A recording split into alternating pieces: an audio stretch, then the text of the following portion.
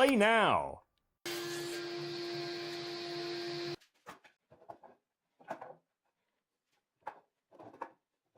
Hey everyone, welcome back to the shop. The night is quiet, the only sound is the low electric hum of the old fluorescent lamp hanging above the bench and that deep, familiar smell of dust, oil, and decades-old wood that never really leaves these days. In front of me lies a relic, a massive early 2000s computer monitor, the kind with a thick glass screen and a plastic case heavier than some modern televisions. To almost anyone else, this thing is electronic waste, something to be tossed into a dumpster without a second thought. But when I look at it, I don't see junk. I see a perfect 250 millimeter disc of crystal clear acrylic that has been hidden from the world for 20 years, just waiting for the moment it gets to spin again. There's something almost sacred, almost meditative about rescuing objects the rest of the world is already looking at. This monitor once sat on someone's desk while they sent their first nervous emails, watched grainy YouTube videos at 360p, laughed at stupid memes, maybe even edited their wedding photos. It was part of countless small human moments, and now every circuit board, every screw, every tired capacitor inside it is dead, except this one piece of acrylic that is still flawless. Tonight, that forgotten piece becomes the heart of a real workshop machine, a disc sander that will quietly, faithfully smooth wood long after both it and I are gone. We're not building this because I can't afford a factory-made sander. We're building it because only when you take trash in your hands, cut it, weld it, balance it, and finally hear it roar to life, do you truly understand what a tool actually is. A tool is not a product. A tool is a conversation between you, the material, and time itself. Tonight, the conversation partners are a 750-watt motor that somehow survived three completely burnt-out ventilation systems, random pieces of rusty square tube that have been leaning against a wall for years, and this thick, honest piece of acrylic that outlived its original purpose by 2 decades. 3 orphans, one new life. Let's begin. Disassembling an old monitor always feels like performing an autopsy on a small slice of history. You remove screw after screw, the plastic creaks and sighs like it's reluctant to give up its secrets. And finally, you lift away the shroud. And there it is, 8 millimeters of perfectly clear acrylic, untouched by scratches, untouched by sunlight for 20 years. I run my finger across the surface and it's cold, almost icy, but completely, brutally honest. This material never pretended to be anything it wasn't. It just waited. Cutting a perfect 250 millimeter circle without a CNC or a laser is an act of pure trust.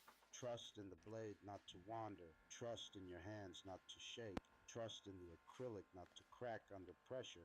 You draw the circle the old school way, find the center with a compass and a steady pulse, and then you guide the blade slowly, breathing with the machine. When the disc finally drops free, it lands on the bench with a soft, satisfying thud, the exact sound something makes when it is born for the second time. Down on the floor waits the motor. It looks tired, covered in dust and old grease, but when I cleaned the bearings last week, it spun as smoothly as the day it left the factory. 750 watts, 2800 RPM, raw, uncomplicated power, enough to turn impatience into dust in seconds. I build the frame from 20 by 20 square tube that has been rusting peacefully behind the garage since who knows when. I cut, I weld, I grind, I paint everything out until the machine almost disappears into shadow. The lines of spinning disc remains the star of the show. Every extra ground, every unnecessary bracket I leave out. The secret to any good homemade tool is ruthless minimalism. Include nothing that doesn't have a reason to exist. Less is never lazy when it's honest. The work table is made from another piece of acrylic. Thinner this time, almost delicate, but still strong enough to take real punishment. I cut a precise slot so the disc can rise through it like the moon through clouds.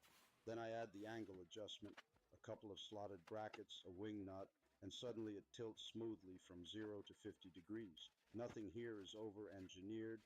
Nothing is fragile. It's crude, honest, and accurate to within half a degree, exactly what you need and not a single thing more. Across the entire face of the big disc, I glue industrial grade hook and loop. When the first sheet of 80 grit abrasive rips onto it, the sound is pure commitment, like tearing open a letter you already know will change everything. Under the table, I weld a simple 50 mm dust port aimed directly at the point where wood meets grit. Later, when a shop vac is connected, the storm of sawdust will vanish before it even learns your name. Clean work is respectful work.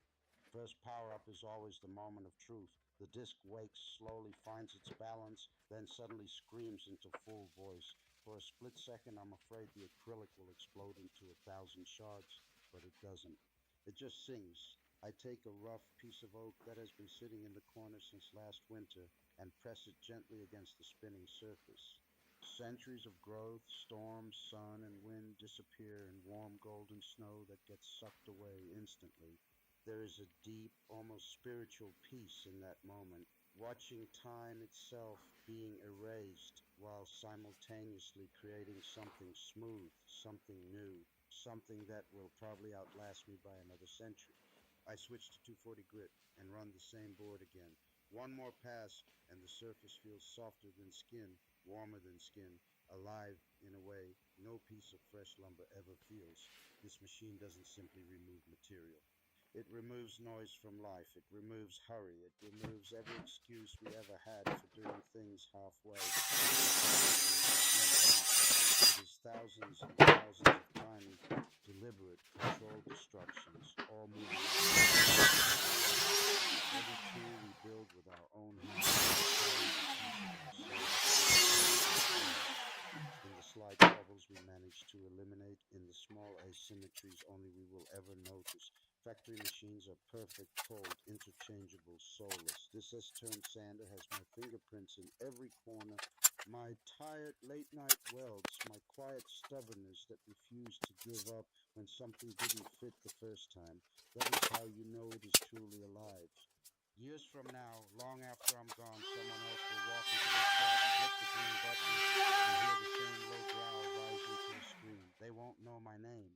They might not even know the story of the old monitor that guided us, but they will feel the patience, the care, the thousands of small decisions spinning at 28 between them, the wood, and time itself. That, my friends, is why we build. Not for likes, not for views, not to prove anything to anyone. We build because turning trash into thunder is